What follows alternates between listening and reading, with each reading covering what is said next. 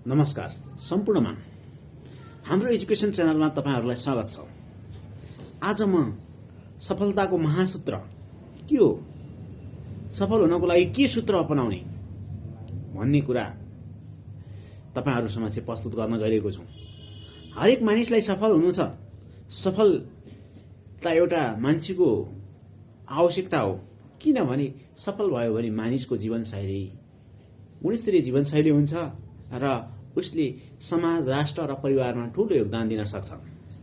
त्यसैले हरेक मान्छेको चाहना छ आज सफलता।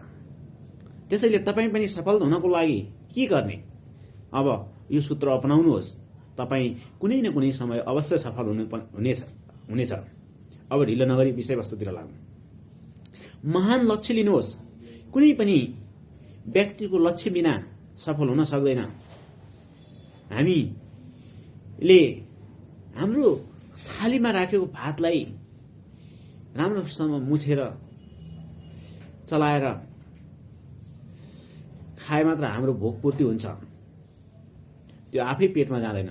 त्यस्तै सफल हुनको लागि पनि एउटा लक्ष्य लिनु पर्दछ। त्यो लक्ष्यले तपाईलाई कुनै न कुनै कार्यमा शरीक गराउनेछ। त्यसैले लक्ष्य निर्धारण गर्नुहोस्। त्यो लक्ष्य परिवर्तनशील हुनु भएन।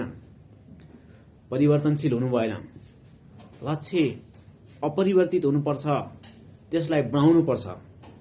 किनभने जसले रुखको पात जस्तो हुनु हुँदैन लक्ष्य, रुखको जरा जस्तो हुनुपर्छ लक्ष्य। त्यसैले महान लक्ष्य लिनुहोस्। लक्ष्यमा निरन्तर लक्ष्यको कर्ममा शरीक हुनुहोस्। त्यसैले तपाई अवश्य सफल हुनुपर्छ। अर्को 2 नम्बर, सूचक राख्नुहोस्। लक्ष्यलाई पूरा गर्नलाई लक्ष्य संयन्त्र बनाउनुहोस्।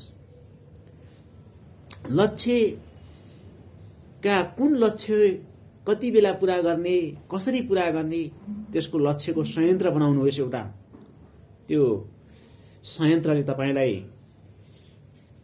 दायाँ बायाँ कतै पनि जान दिँदैन। त्यो संयन्त्र अनुसार तपाई काम गर्नुहुनेछ।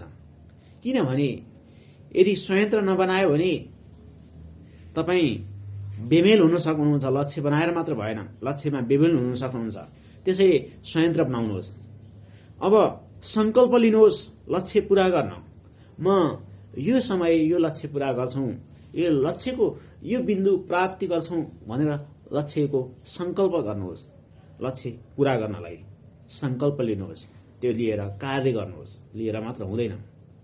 हामीले भोजन लिएर मात्र हुँदैन, भोजन लिनुपर्छ। जस्तै स्वास्थ्यको लागि उपयुक्त भोजन लिनुपर्छ, त्यस्तै लक्ष्यलाई पनि के हुने थियो, लक्ष्यको संकल्प लिएर मात्र हुँदैन, लक्ष्यलाई पूरा गर्न संकल्प लिनुपर्छ। म यो काम यो समयमा गर्छु, यसरी गर्छु भन्ने कुरा। त्यसपछि कल्पना गर्नुहोस् लक्ष्य पूरा भएको।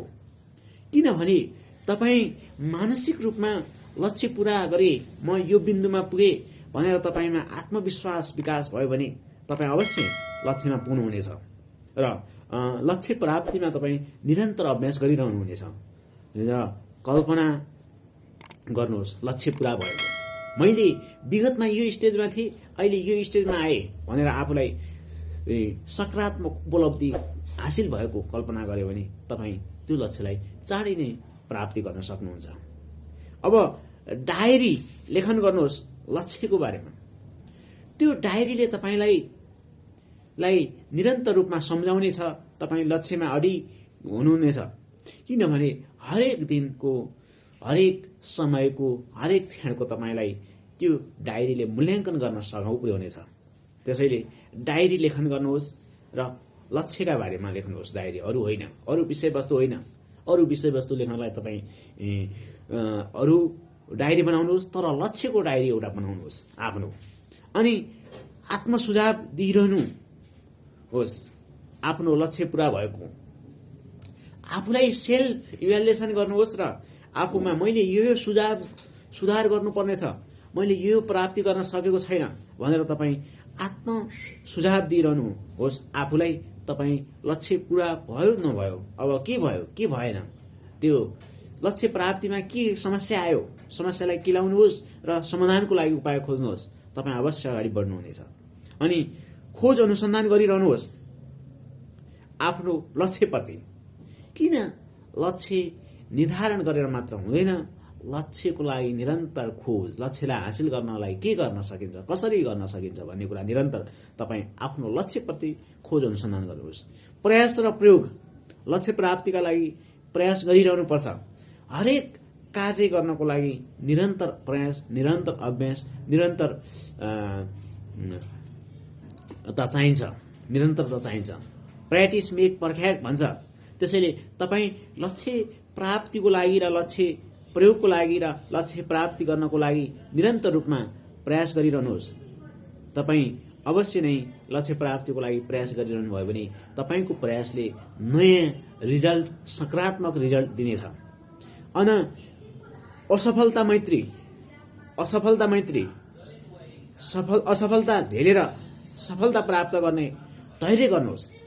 तपाईँ एकपटक असफल हुनुभयो, लक्ष्य प्राप्ति गर्न सफल हुनु भएन, तर त्यो बाट नडराउनुहोस्, नहडबडाउनुहोस्, लागिराख्नुहोस्। फेरि तपाईँ एकपटक अवश्य नै के हुनुहुनेछ, लक्ष्य प्राप्तिको लागि असफलतालाई झेलेर पनि लक्ष्य प्राप्ति गर्न सफल हुनुहुनेछ एकपटक अवश्य।